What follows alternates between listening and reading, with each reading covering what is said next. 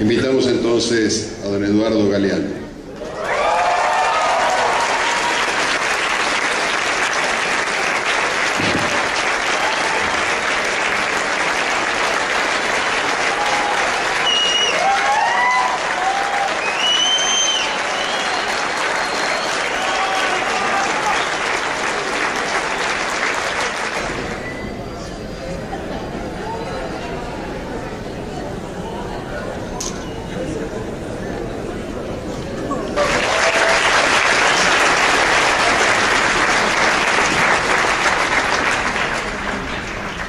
Bueno, no se asusten, porque empezaré diciendo seré breve, pero esta vez es verdad. Y es verdad porque yo estoy empeñado en una inútil campaña contra la inflación palabraria en América Latina, que yo creo que es más jodida, más peligrosa que la inflación monetaria, pero se cultiva con más frecuencia.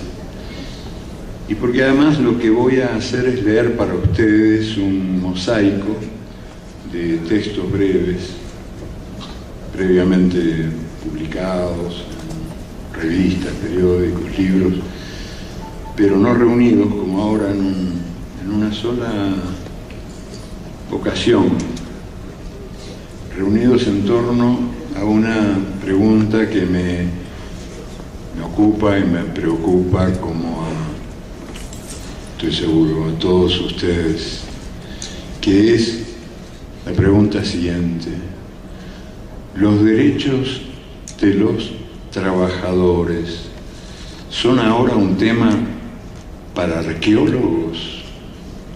¿Solo para arqueólogos?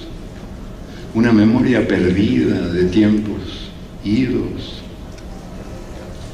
Un mosaico es un mosaico armado con textos diversos que se refieren todos, sin querer queriendo, yendo y viniendo entre el pasado y el presente, a esta pregunta, más que nunca actualizada: los derechos de los trabajadores, un tema para arqueólogos, más que nunca actualizada en estos tiempos de crisis, en los que más que nunca los derechos están siendo despedazados por el huracán feroz que se lleva todo por delante, que castiga el trabajo y en cambio recompensa la especulación y está arrojando al tacho de la basura más de 2 siglos de conquistas obreras. Voy a leer los textos y cada uno con su titulito. La tarántula universal. Ocurrió en Chicago en 1886. El 1 de mayo, cuando la huelga obrera paralizó Chicago y otras ciudades, el diario Philadelphia Tribune diagnosticó: el elemento laboral ha sido picado por una especie de tarántula universal y se ha vuelto loco de remate. Locos de remate estaban los obreros que luchaban por la jornada de trabajo de 8 horas y por el derecho a la organización sindical. Al año siguiente, muchos de ustedes lo saben, pero nunca está de más repetirlo, 4 dirigentes obreros acusados de asesinato fueron sentenciados sin pruebas en un juicio mamarracho. Se llamaban Georg Engel, Adolf Fischer, Albert Parsons y August Spies. Marcharon a la horca y mientras el quinto condenado, Louis Link, se había volado la cabeza en su celda. Cada 1 de mayo el mundo entero lo recuerda. Que dicho sea de paso, les cuento que yo estuve en Chicago hace unos, no me acuerdo ahora, pero 7, 8 años, y les pedí a mis amigos que me llevaran al lugar donde todo esto había ocurrido. Y no lo conocían. Y entonces me di cuenta de que en realidad esta ceremonia universal, la única fiesta de veras universal que existe, en Estados Unidos no se celebraba. O sea, era en ese momento el único país del mundo donde el 1 de mayo no era el Día de los Trabajadores. En estos últimos tiempos eso ha cambiado.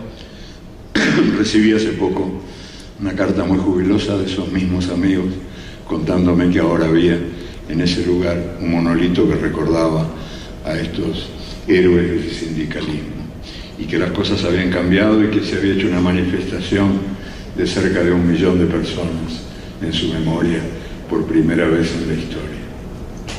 Y la carta terminaba diciendo: ellos te saludan. Al año siguiente, bueno, sigo con la lectura. Cada 1 de mayo el mundo entero recuerda a esos mártires, y con el paso del tiempo las convenciones internacionales, las constituciones y las leyes les han dado la razón.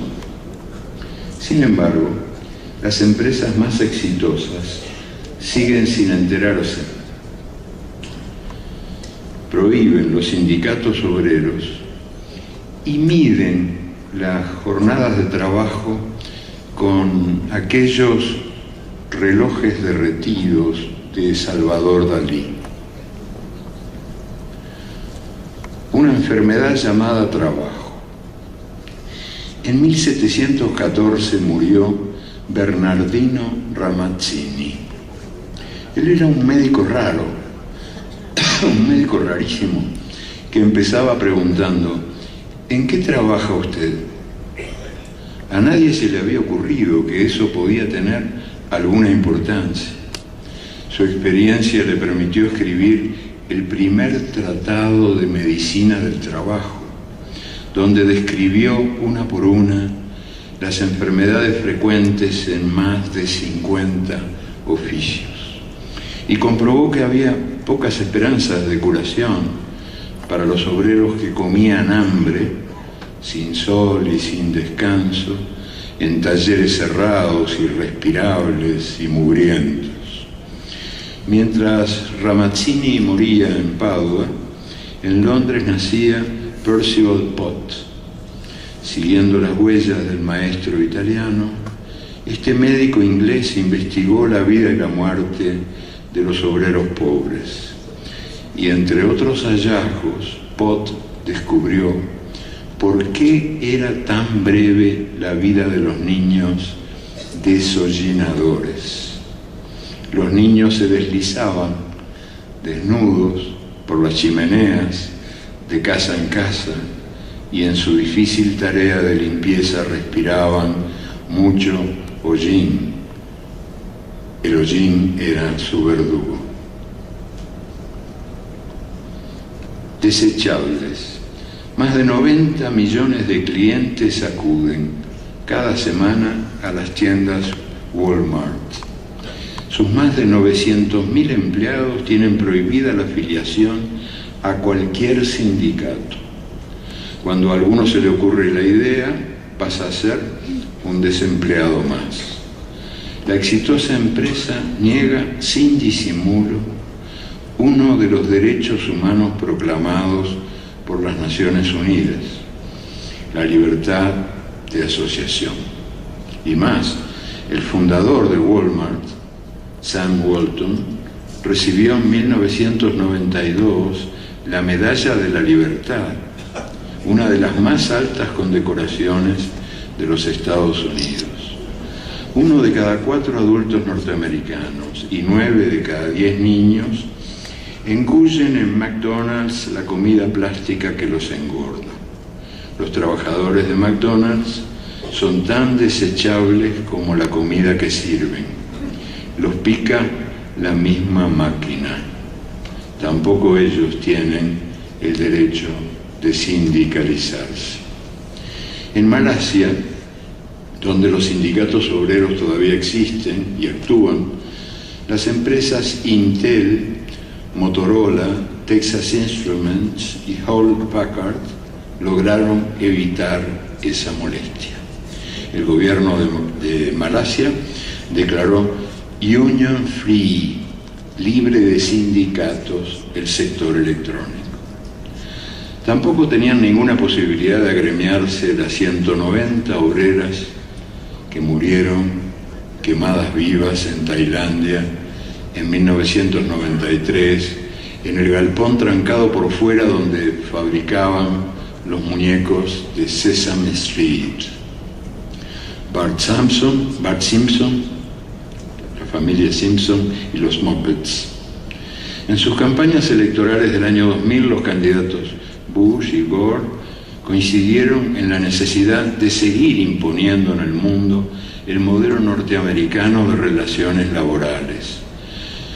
Nuestro estilo de trabajo, como ambos lo llamaron, es el que está marcando el paso de la globalización que avanza con botas de 7 leguas y entra hasta en los más remotos rincones del planeta. La tecnología que ha abolido las distancias permite ahora que un obrero de Nike o Nike en Indonesia tenga que trabajar 100.000 años para ganar lo que gana en un año, 100.000 años para ganar lo que gana en un año un trabajador de su empresa en los Estados Unidos. Es la continuación de la época colonial, en una escala jamás conocida. Los pobres del mundo siguen cumpliendo su función tradicional. Proporcionan brazos baratos y productos baratos, aunque ahora produzcan muñecos, zapatos deportivos, computadoras o instrumentos de alta tecnología, además de producir, como antes, caucho, arroz, café, azúcar y otras cosas malditas por el mercado mundial. Desde 1919 se han firmado 183 convenios internacionales que regulan las relaciones de trabajo en el mundo. Según la Organización Internacional del Trabajo, de esos 183 acuerdos, Francia ratificó 115, Noruega 106, Alemania 76 y los Estados Unidos 14. El país que encabeza el proceso de globalización solo obedece sus propias órdenes. Así garantiza suficiente impunidad a sus grandes corporaciones, lanzadas a la cacería de mano de obra barata y a la conquista de territorios que las industrias sucias pueden contaminar a su antojo. Paradójicamente, este país que no reconoce más ley que la ley del trabajo, fuera de la ley, es el que ahora dice que no habrá más remedio que incluir cláusulas sociales y de protección ambiental en los acuerdos de libre comercio. ¿Qué sería de la realidad, no? ¿Qué sería de ella sin la publicidad que la enmascara? Estas cláusulas son meros impuestos que el vicio paga a la virtud, con cargo al rubro relaciones públicas, pero la sola mención de los derechos obreros pone los pelos de punta a los más fervorosos partidarios, abogados, del salario de hambre, el horario de goma y el despido libre. Desde que Ernesto Zedillo dejó la presidencia de México, pasó a integrar los directorios de la Union Pacific Corporation y del consorcio Procter & Gamble, que opera en 140 países. Además, encabeza una comisión de las Naciones Unidas y difunde sus pensamientos en la revista Forbes.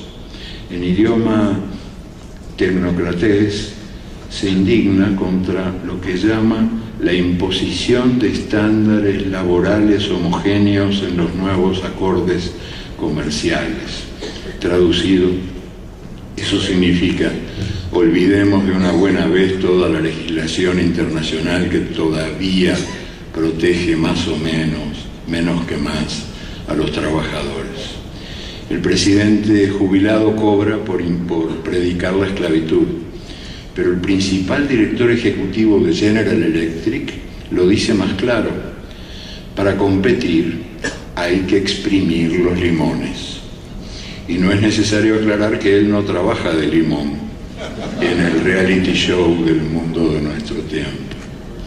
Ante las denuncias y las protestas, las empresas se lavan las manos y yo no fui. En la industria posmoderna el trabajo ya no está concentrado, así es en todas partes, y no solo en la actividad privada.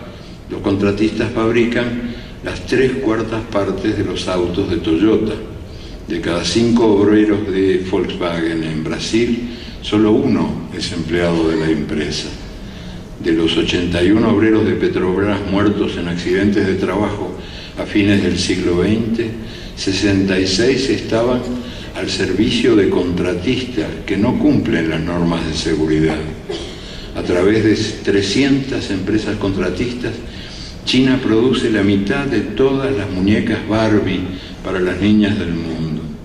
En China sí hay sindicatos, pero obedecen a un Estado que en nombre del socialismo se ocupa de la disciplina de la mano de obra. Nosotros combatimos la agitación obrera y la inestabilidad social para asegurar un clima favorable a los inversores, explicó Bo Xilai, alto dirigente del Partido Comunista Chino. El poder económico está más monopolizado que nunca, pero los países y las personas compiten en lo que pueden. A ver quién ofrece más a cambio de menos, a ver quién trabaja el doble a cambio de la mitad. A la vera del camino están quedando los restos de las conquistas arrancadas por tantos años de dolor y de lucha. Las plantas maquiladoras de México, Centroamérica y el Caribe, que por algo se llaman sweatshops, talleres del sudor, crecen a un ritmo mucho más acelerado que la industria en su conjunto. 8 de cada 10 nuevos empleos en la Argentina están en negro, sin ninguna protección legal. 9 de cada 10 nuevos empleos en toda América Latina corresponden al llamado sector informal, un eufemismo para decir que los trabajadores están librados a la buena de Dios. La estabilidad laboral y los demás derechos de los trabajadores serán de aquí a poco un tema para arqueólogos, no más que recuerdos de una especie extinguida. En el mundo al revés, la libertad oprime. La libertad del dinero exige trabajadores presos de la cárcel del miedo, que es la más cárcel de todas las cárceles. El Dios del mercado amenaza y castiga, y bien lo sabe cualquier trabajador en cualquier lugar. El miedo al desempleo, que sirve a los empleadores para reducir sus costos de mano de obra y multiplicar la productividad, es hoy por hoy la fuente de angustia más universal de todas las angustias. ¿Quién está a salvo? ¿Quién está a salvo del pánico de ser arrojado a las largas colas de los que buscan trabajo?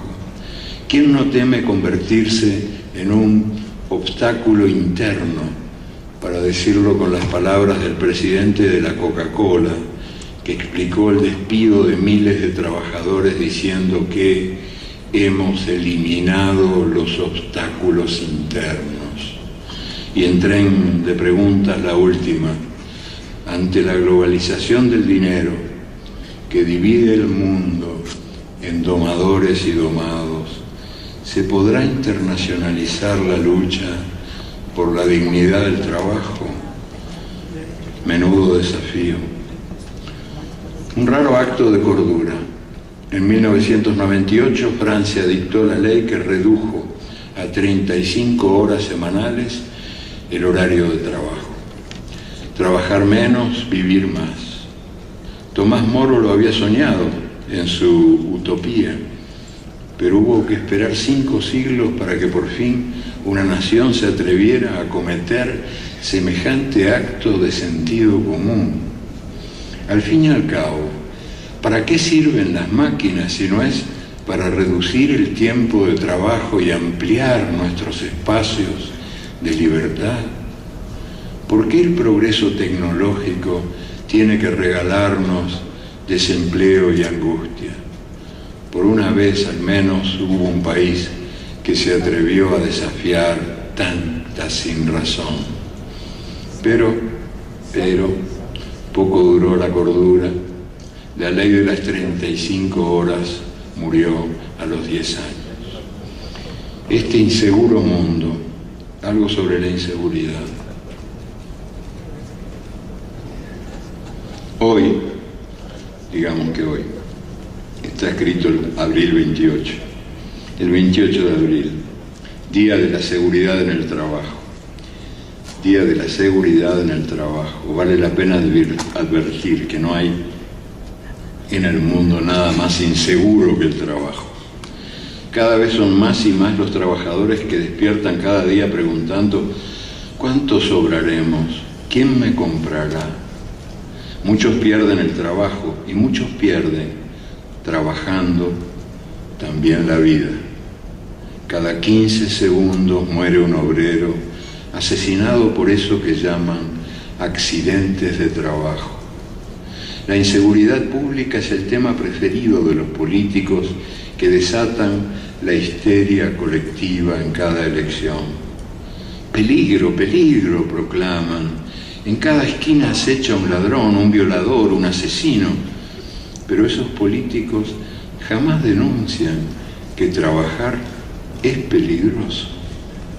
Y es peligroso cruzar la calle, porque cada 25 segundos muere un peatón, asesinado por eso que llaman accidentes de tránsito.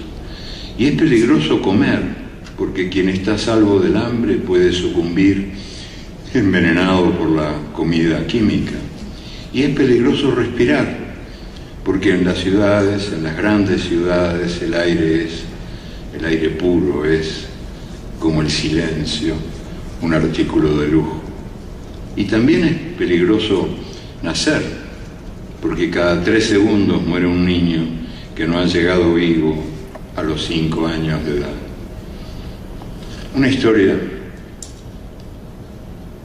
real, para acabar, que se me fue la mano me parece con las teorías, un par de cosas así que tengan más que ver con la realidad de carne y hueso, como la historia de Maruja. El 30 de marzo, Día del Servicio Doméstico, no viene mal contar la breve historia de una trabajadora de uno de los oficios más ninguneados del mundo. Maruja no tenía edad. De sus años de antes nada decía. De sus años de después nada esperaba. No era linda, ni fea, ni más o menos. Caminaba arrastrando los pies, empuñando el plumero o la escoba o el cucharón. Despierta, hundía la cabeza entre los hombros. Dormida, hundía la cabeza entre las rodillas. Cuando le hablaban, miraba el suelo, como quien cuenta hormigas. Había trabajado en casas ajenas desde que tenía memoria. Nunca había salido de la ciudad de Lima, nunca. Mucho trajinó, de casa en casa, y en ninguna se hallaba. Por fin encontró un lugar donde fue tratada como si fuera persona. A los pocos días se fue, se estaba encariñando. Desaparecidos. Agosto 30, Día de los Desaparecidos.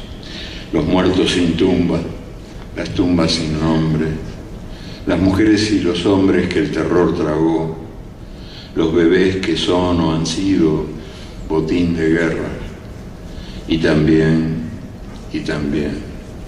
los bosques nativos, las estrellas en la noche de las ciudades, el aroma de las flores, el sabor de las frutas, las cartas escritas a mano, los viejos cafés donde había tiempo para perder el tiempo, el fútbol de la calle, el derecho a caminar, el derecho a respirar, los empleos seguros, las jubilaciones seguras, las casas sin rejas, las puertas sin cerradura, el sentido comunitario y el sentido común. El origen del mundo, para terminar. Hacía pocos años que había terminado la Guerra Española y la cruz y la espada reinaban sobre las ruinas de la República. Uno de los vencidos, un obrero anarquista, recién salido de la cárcel, buscaba trabajo. En vano revolvía cielo y tierra. No había trabajo para un rojo. Todos le ponían mala cara, se encogían de hombros, le daban la espalda. Con nadie se entendía, nadie lo escuchaba.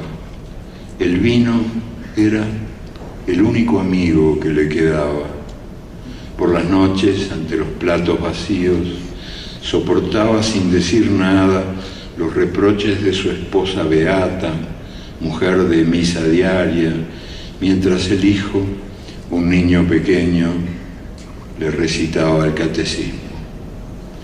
Mucho tiempo después, Josep Verdura, el hijo de aquel obrero maldito, me contó esta historia.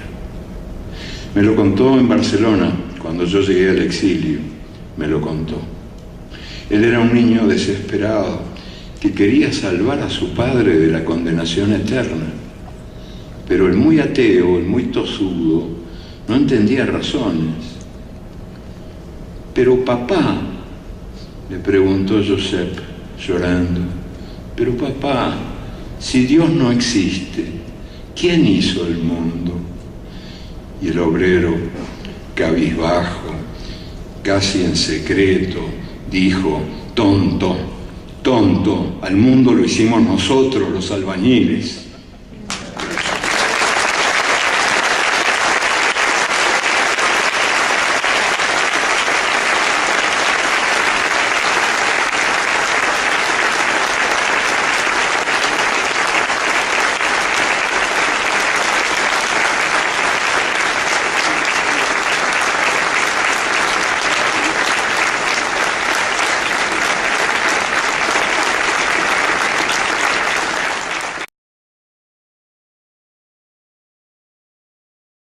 A una pregunta que me ocupa y me preocupa, como estoy seguro a todos ustedes, que es la pregunta siguiente: ¿los derechos de los trabajadores son ahora un tema para arqueólogos? ¿Solo para arqueólogos? ¿Una memoria perdida de tiempos idos? Un mosaico es un mosaico armado con textos diversos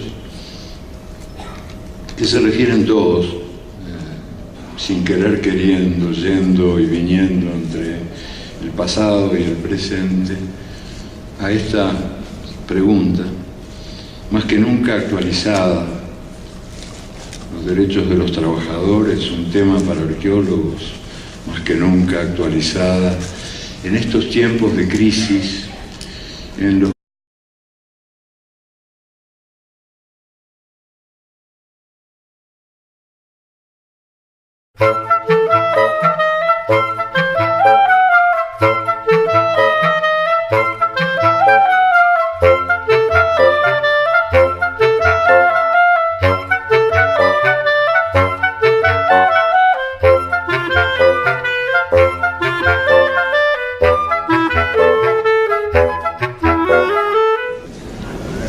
Invitamos entonces a don Eduardo Galeano.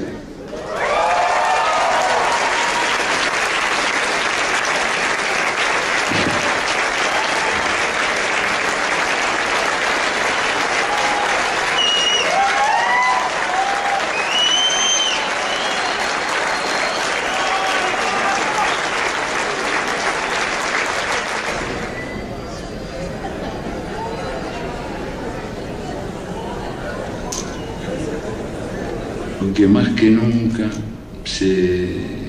los derechos están siendo despedazados por el huracán feroz que se lleva todo por delante, que castiga el trabajo y en cambio recompensa la especulación y está arrojando al tacho de la basura más de 2 siglos de conquistas obreras. Voy a leer los textos y cada uno con su titulito. La tarántula universal. Ocurrió en Chicago en 1886. El 1 de mayo, cuando la huelga obrera paralizó Chicago y otras ciudades, el diario Philadelphia Tribune diagnosticó: el elemento laboral ha sido picado por una especie de tarántula universal y se ha vuelto loco.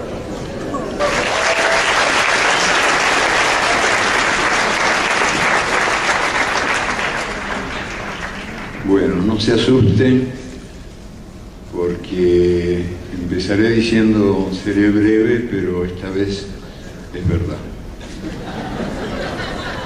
Y es verdad porque yo estoy empeñado en una inútil campaña contra la inflación palabraria en América Latina, que yo creo que es más jodida, más peligrosa que la inflación monetaria, pero se cultiva con más frecuencia. Y porque además lo que voy a hacer es leer para ustedes un mosaico de textos breves, previamente publicados en revistas, periódicos, libros, pero no reunidos como ahora en una sola ocasión, reunidos en torno a un poco de remate. Locos de remate estaban los obreros que luchaban por la jornada de trabajo de 8 horas y por el derecho a la organización sindical. Al año siguiente, muchos de ustedes lo saben, pero nunca está de más repetirlo, 4 dirigentes obreros acusados de asesinato fueron sentenciados sin pruebas en un juicio mamarracho. Se llamaban Georg Engel, Adolf Fischer, Albert Parsons y August Spies. Marcharon a la horca y mientras el quinto condenado, Louis Link, se había volado la cabeza en su celda. Cada 1 de mayo el mundo entero lo recuerda. Que dicho sea de paso les cuento que yo estuve en Chicago hace unos